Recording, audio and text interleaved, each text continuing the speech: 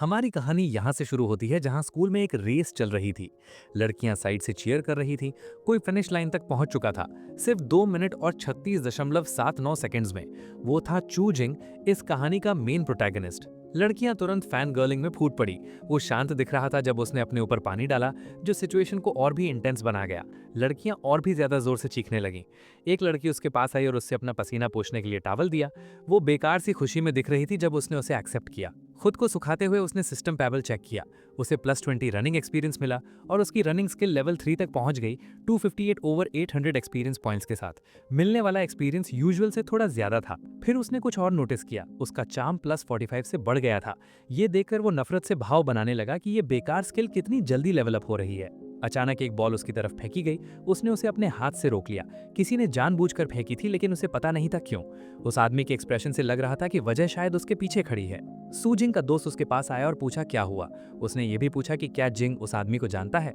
उसका दोस्त लिए गए था और जैसे ही उसने उसे पहचाना वो सख्त हो गया। वो स्कूल का टायरेंट था, प्यू ग्वांग। लिए ने तुरंत पूछा कि जिंग को उससे पंगा लेने की क्या जरूरत थी। उसने सांस भरी और माना कि ये फिर किसी लड़की की वजह से हुआ होगा।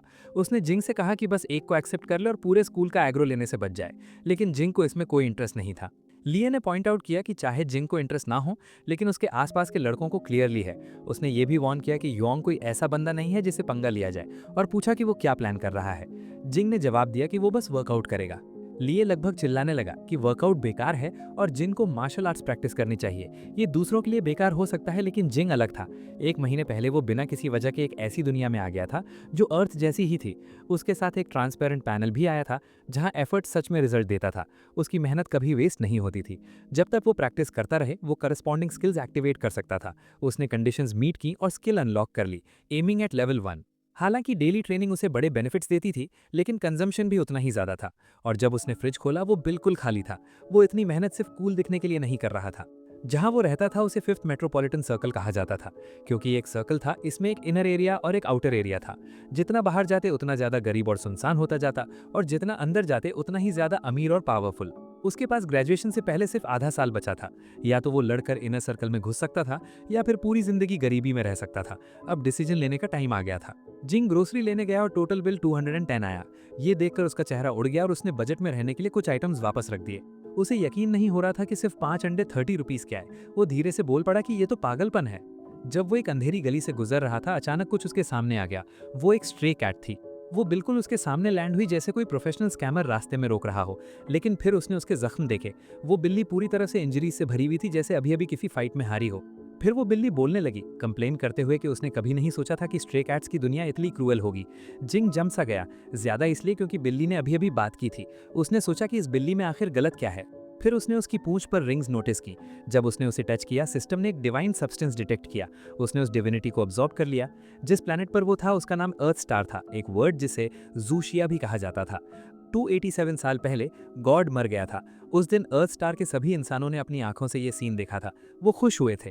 जब गॉड्स मरे, तब ह्यूमैनिटी ने अपने पैरों पर खड़ा होना शुरू किया, और जिंग भी ग्राइंड करके एक दिन खुद गॉड बनने वाला था। जिंग के घर पर उसने बिल्ली को कैट फूड दिया, लेकिन उसने उसे खाने से मना कर दिया। बल्कि उसने बोल को नफरत भरी नजर से देखा। जिंग इरिटेट हो गया। उसे यकीन नहीं हो रहा था कि यह स्ट्रे कैट इसे छूने तक को रेडी नहीं है। फिर उसे एक इंपॉर्टेंट बात याद आई, ये बिल्ली बोल सकती है। उसे समझ आया कि ये नॉर्मल कैट नहीं है। वो किचन में गया और कुकिंग शुरू कर दी। काम करते हुए उसे +20 कुकिंग एक्सपीरियंस मिला। उसने सब्जी काटी और हाई हीट पर सब कुछ पकाया। कुछ देर बाद उसने ग्रीन पेपर और श्रेडेड पोक राइस बॉल बिल्ली के सामने रख दिया। जैसे ही बिल्ली ने उसे देखा, उसके मुंह में पानी आ गया। वो खुशी से खाने लगी। जिंग के चेहरे पर स्मग एक्सप्रेशन आ गया। वो खुश था कि उसका गैस सही था। उसे समझ आया कि ये ह्यूमन लैंग्वेज इसलिए बोल सकती है क्योंकि ये बिल्ली है ही नहीं, ये एक इंसान है जो बिल्ली में बदल गया है। और इसके पीछे की वजह शायद उसकी पूंछ के रिंग्स से जुड़ी हुई है। अचानक सिस्टम ने नोटिफाई किया कि डिविनिटी एब्जॉर्प्शन कंप्लीट हो गया है। Divine skill twill life inactive थी, लेकिन एक्टिवेशन के लिए डिविनिटी चाहिए थी, 525 ओवर 50। उसने कंडीशंस मीट कर ली थी और सिस्टम ने पूछा कि क्या वो इसे एक्टिवेट करना चाहता है। सोचने की जरूरत ही नहीं थी, उसने तुरंत यस क्लिक किया। स्क्रीन तेज रोशनी से चमकी और नोटिफाई किया कि ट्विन लाइफ सक्सेसफुली एक्टिवेट हो गई है। जिंग ने भाव बनाया। उसे समझ नहीं आया कि ये करता क्या है। ट्विन लाइफ का पैसिव इफेक्ट उसे 2 जिंदगी देता था। मरने के बाद वो 7 दिन के अंदर किसी भी टाइम पर रिवाइव हो सकता था। कूल डाउन 3 मंथ्स का था। वो पैनल को हैरानी से देखने लगा। ये तो बेसिकली रेजरेक्शन आर्मर जैसा है। अगर पैसिव इतना पावरफुल है तो एक्टिव स्किल तो और भी डेंजरस होगी। लेकिन अनफॉर्चुनेटली एक्टिव स्किल अभी लॉक्ड थी। उसे अनलॉक करने के लिए डिविनिटी चाहिए थी, और उसके पास सिर्फ 25 आउट ऑफ 500 थी। जिंग ने बिल्ली की तरफ देखा और एक पल के लिए सोचा कि उसकी बाकी डिविनिटी भी अब्जॉर्ब कर ले, लेकिन जब उसने ध्यान से देखा तो वो काफी बुरी तरह इंजर्ड थी। इस बात ने उसे रोक दिया। अभी उसे ड्रेन करना बिल्कुल इनह्यूमन होता। इसलिए उसने डिसाइड किया कि वो कोई और तरीका ढूंढेगा। फिर भी वो बिल्ली को बस ऐसे ही जाने नहीं दे सकता था। उसने प्लान बनाया कि वो पहले बाहर जाएगा, डिविनिटी से रिलेटेड क्लूज ढूंढेगा और देखेगा कि उसकी एब्सेंस में बिल्ली क्या करती है। बिल्ली को घर पर अकेला छोड़ दिया गया था। एक कैमरा उस पर नजर रख रहा था, आउटर रिंग में। आउटर रिंग के लोगों के लिए इनर रिंग में एंटर करना बहुत ही ज्यादा मुश्किल था। अगर वो किसी तरह अंदर पहुंच भी जाते तो उन्हें इतनी ज्यादा फीस देनी पड़ती थी जो एक छोटी अमीर फैमिली को भी बर्बाद कर दे। फिर भी अनेक लोग उसकी तरफ दौड़ते रहते थे, लेकिन जो ज्यादा लोग नहीं जानते थे वो ये था कि एक और रास्ता भी था। अगर कोई मार्शल आर्टिस्ट बन जाए तो सारी प्रॉब्लम्स खत्म हो सकती थी। जब जिंग एक अंधेरी गली से गुजर रहा था, एक आदमी मेटल बैट लेकर उसके सामने आ गया। जिंग ने शांति से पूछा, क्या कोई प्रॉब्लम है? गंजे आदमी ने ब्लॉन्ड वाले से पूछा, क्या यही वो बंदा है जिसे उनके बिग ब्रदर युआंग ने टारगेट किया है? उन्होंने जिंग को वार्न किया कि वो अब खत्म हो चुका है। जिंग बस सांस भर के रह गया। आग झपकते ही गंजा आदमी जमीन पर गिर गया। सब लोग जम गए। उन्होंने जिंग को मूव करते हुए तक नहीं देखा। अगला वार ब्लॉन्ड आदमी पर हुआ, फिर तीसरे आदमी के सीधा माथे पर लग गया। जिंग ने एक कदम भी आगे नहीं बढ़ाया था। वो बस छोटे पत्थर फेंक रहा था, अपनी एमिंग स्किल के साथ। वो लोग दर्द से कराहने लगे जब उन्हें समझ आया कि जिंग उतना सीधा नहीं है जितना वो दिखता है। फिर भी उनमें से एक उस पर चार्ज कर गया। जिंग की आंखें एक्टिवेट हो गईं। जैसे ही आदमी ने पंच मारा, जिंग ने टाइम पर डॉज कर लिया। अच्छा हुआ उसने ऐसा किया, क्योंकि वो पंच जमीन को तोड़ गया जहां वो खड़ा था। ये ब्रूट फोर्स नहीं था, ये मार्शल आर्ट्स था। वो आदमी इरिटेट हो गया कि ये लड़का इतना अजाइल कैसे है। दूसरी तरफ जिंग को राहत महसूस हुई। अगर युआंग मार्शल आर्ट्स जानता है तो उसे किसी और से पूछने की जरूरत नहीं पड़ेगी। वो आगे बढ़ा और उस आदमी से कहा कि जो कुछ वो जानता है सब बता दे, वरने जिंग उसे नहीं छोड़ेगा। अगला ही पल था जब युआंग जमीन पर पटका गया। वो कांपते हुए बोला कि वो सब कुछ बताएगा जो वो जानता है। जिंग हल्का सा हंसा। उसे लगा था ये बंदा स्ट्रांग है, लेकिन इतनी हाइप के बाद पता चला कि इसके पास बस एक ही मूव है। युआंग लगातार पंचेज मार रहा था। जिंग ने जल्द ही समझ लिया कि इतने टाइम से वही उसका एक ही मूव था। फिर भी उसकी वजह से जिंग ने कंडीशंस मीट कर ली और फाइटिंग स्किल अनलॉक कर ली। एमिंग सिर्फ उसकी डायनामिक विजन को शार्प नहीं करती थी, ये उसके पंचेस की एक्यूरेसी भी बढ़ाती थी। युआंग जैसे मार्शल आर्टिस्ट को हैंडल करना उसके लिए काफी था। कुछ ही देर में युआंग उसे मारना बंद करने के लिए भीख मांगने लगा। जिंग ने पूछा कि वो पंच कौन सा मूव था। युआंग ने घबराकर बताया कि वो कोई मूव नहीं था, बल्कि इनर फोर्स था। ये पूरे शरीर की एनर्जी को इकट्ठा करके एक टेक्निक के थ्रू बाहर निकालना होता है। जिंग ने पूछा, इसे ट्रेन कैसे किया जाता है? युआंग ने माना कि उसने सिर्फ बेसिक सीखे हैं और वो क्लियरली एक्सप्लेन नहीं कर सकता। जिंग ने उसका कॉलर पकड़ा और उसे निकम्मा बोला। उसने युआंग के बारे में अफवाहों का जिक्र किया कि वो स्मोक करता है, ड्रिंक करता है, अपने बाल पर्म करवाता है, आग लगाता है, मर्डर करता है और हत्ता की ब्रेक डांस भी करता है।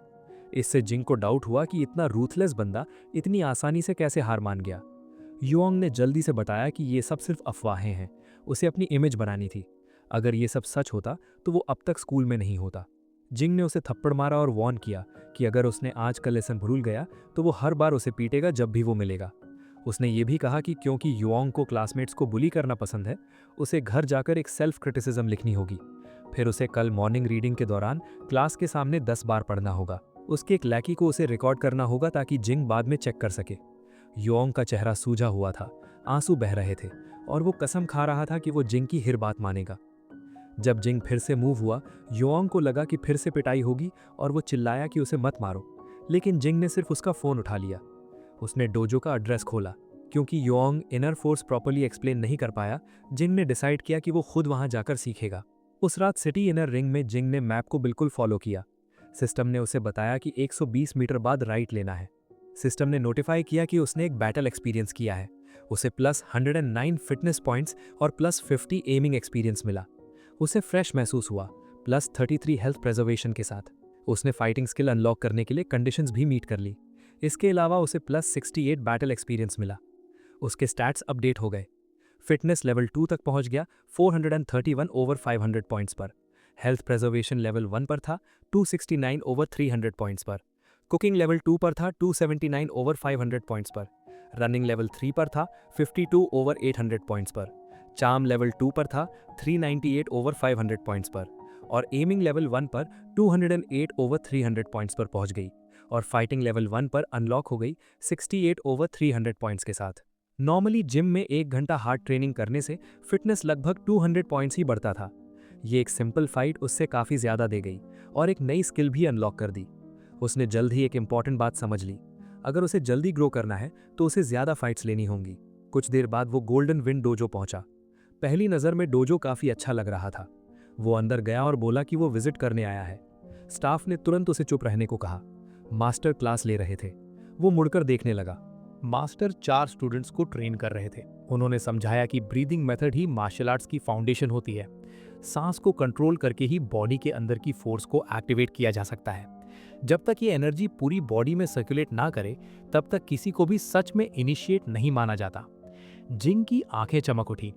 ये वही बेसिक कल्टीवेशन मेथड था जिसे वो ढूंढ रहा था। वो थोड़ा पास झुककर स्टाफ से धीरे से पूछता है कि क्या वो ज्वाइन कर सकता है।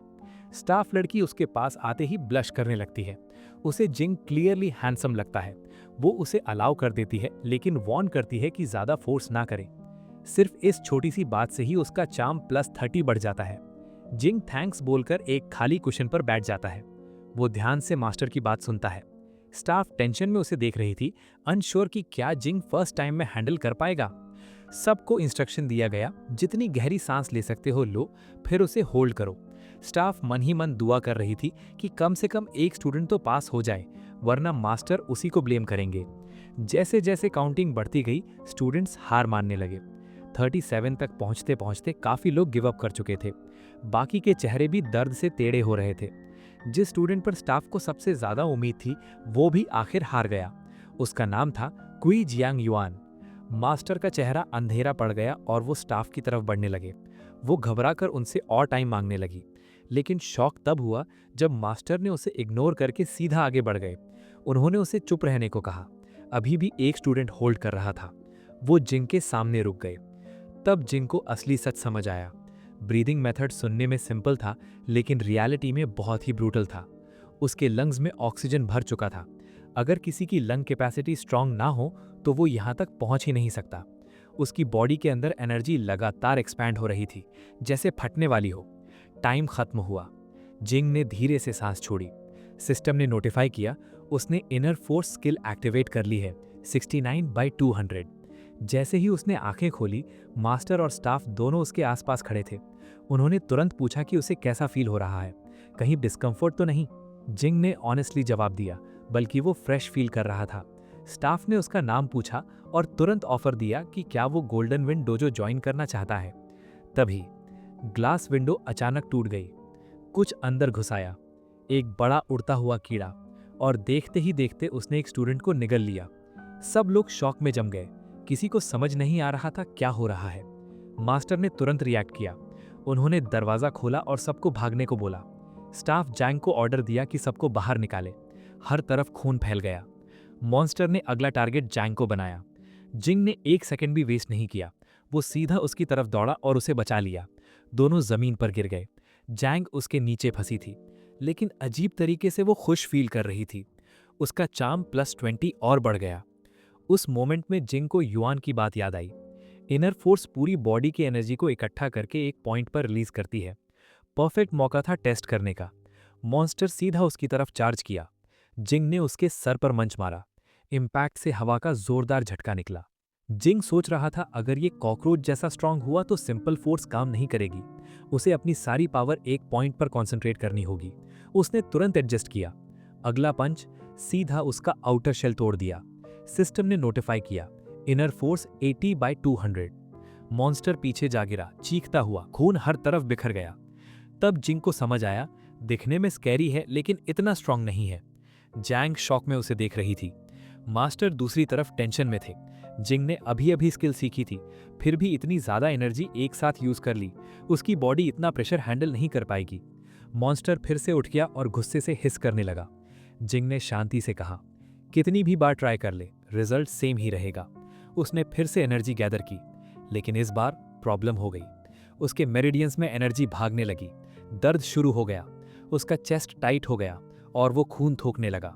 वो समझ गया उसने लिमिट क्रॉस कर ली है। मॉन्स्टर फिर से चार्ज किया। जिंग के अंदर डर जाग गया। वो समझ गया कि अब वो बच नहीं पाएगा। तभी एक फ्लैश हुआ और एक ही वार में मॉन्स्टर दो हिस्सों में कट गया। जिंग शॉक में रह गया। एक औरत आगे बढ़ी। उसने अपना इंट्रोडक्शन दिया। व्हाइट रेवन स्क्वाड से स्क्वाड 838 की captain, code name void blade.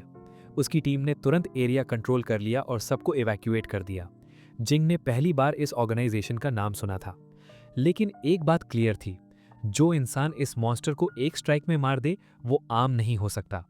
White blade ने जिंग को देखा, सिर्फ 17-18 साल का लड़का, और इतना डैमेज दे दिया मॉन्स्टर को, वो भी बिना किसी वेपन के, और ऊपर से वो हैंडसम भी था। उसने तुरंत सोचना शुरू किया, इस लड़के को अपनी टीम में कैसे रिक्रूट करें।